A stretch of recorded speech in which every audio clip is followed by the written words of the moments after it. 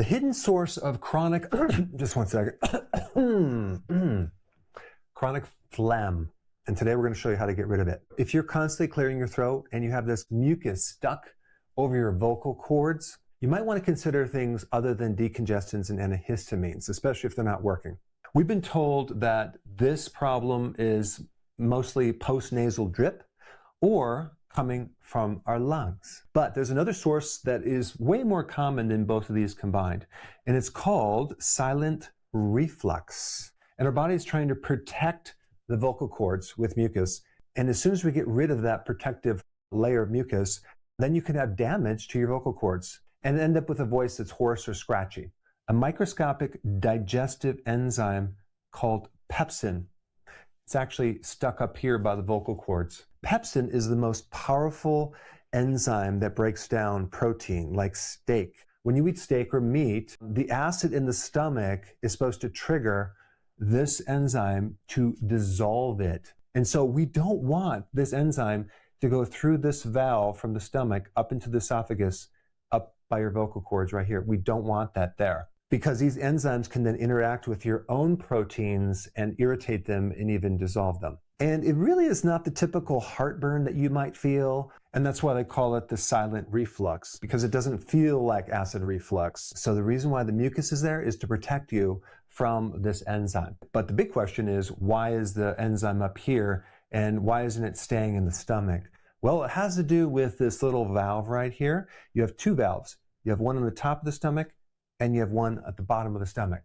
And somehow this enzyme is escaping up through this area right through here because the valve is not closing correctly. There are many reasons why this valve won't close. One is you have a problem in your small intestine called small intestinal bacterial overgrowth that's producing gas because you're getting fermentation in the wrong part of your intestinal tract, and that's pushing gas up through this valve into the stomach and pushing it up through here. That's one cause. Another cause, probably the more common cause, is the pH of your stomach is not acidic enough. Normally it should be between 1 and 3. And there's a whole sensor system with these valves and the pH. As the pH goes higher and becomes less acidic, you lose control of these valves. They don't close as tight. And it's pretty wild because a lot of people who have heartburn, guess what they take? Antacids. And so they feel better. But guess what it does? It actually alkalizes the stomach. Then it makes the problem worse over time. This is why you have to keep taking it over and over and over, and it's not a long-term solution. And from my viewpoint, it's not even a short-term solution. So a lot of people ask me, what supplements do I recommend? Now, of course, I'm not biased of my own high-quality supplement line, but if you go to Amazon and type Dr. Berg supplements, you'll find more information. This whole mechanism here is controlled by a nerve called the vagus nerve. The vagus nerve is one of the longest nerves in the body. It's a parasympathetic nerve, okay? That's the nerve that controls rest and digestion. So if you are too stressed, that can inhibit this system right here. This is why people don't digest that well when they're under stress. But probably the biggest thing that weakens the pH and makes it go too high is this right here, frequent eating. We graze. We don't just eat 3 meals a day. We eat 3 meals plus snacks, and then we graze at night, unfortunately. And what that does is it not only creates this small intestinal bacterial overgrowth, it weakens the strength of the acid in the stomach. The stomach and the digestive system never have a chance to rest in between eating. It's a constant stress. And then add getting older to this situation. As we age, we start losing the pH in our stomach as well. So we have stress, frequent eating, taking antacids, getting older. This combination right here really creates a big problem with this valve right here. And so many people throughout the day are chronically just clearing their throat, and they don't even realize that they're doing it. Now, how do you know if you have this problem and not a postnasal drip or a lung infection? Well, if you had a postnasal drip, you'd probably have an allergy, you'd be sneezing, you probably have mucus coming down through your nose, in which case that's a different problem, and I have videos on that. I'll put a link down below, okay? But then what about your lungs? What if you have a lung infection? Well, with that, you're going to have other symptoms. You're going to usually have a productive cough, coughing up mucus. What I'm talking about is this constant clearing of the throat with mucus, creating just enough irritation to cause a mucus reaction. How do you correct this if you don't want to go down the road of taking more medications? Very simply, step one, we have to acidify the stomach. How do we do that? Couple ways. 1 tablespoon of apple cider vinegar in some water before a meal.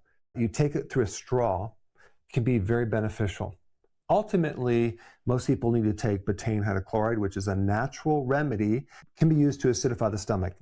You would take maybe 3 or 4 before a meal, and sometimes you're going to need even more than that. I remember when I was in practice, I needed to go up to 5, 6, 7, 8, sometimes even more to start helping a person, because it's not pure acid. It's kind of the building blocks for acid, and it slowly starts building up the acid in the stomach, allowing you to digest. and also just to correct this pH. So this valve stays shut. This is a wonderful remedy also for acid reflux and heartburn, unless you have an ulcer. How do you know you have an ulcer? Well, if you took this and then you get more burning, then we know you have an ulcer, in which case you need to heal it with something called zinc carnosine, which I will put the video down below if you have that problem. Step 2, intermittent fasting. This is a must. You want to stop grazing between meals, only have 2 meals a day, and no snacks. I have a video down there if you want to learn how to do this correctly, but Intermittent fasting really will help correct this on a deeper level, because it'll give the digestive system a chance to reset and heal. Step 3 is also important too, making sure you have enough zinc and vitamin A to heal the tissues after you correct this right here. Some of the best foods for zinc: oysters, shellfish, red meat, and even liver. Or you can take zinc as a supplement. And then vitamin A, I do not recommend you take this as a supplement, but you can get it in cod liver oil, and you can get it in egg yolks as well. All right, so a lot of people ask me, what supplements do I recommend? Now, of course, I'm not biased of my own high quality supplement line, but if you go to Amazon and type Dr. Berg supplements, you'll find more information.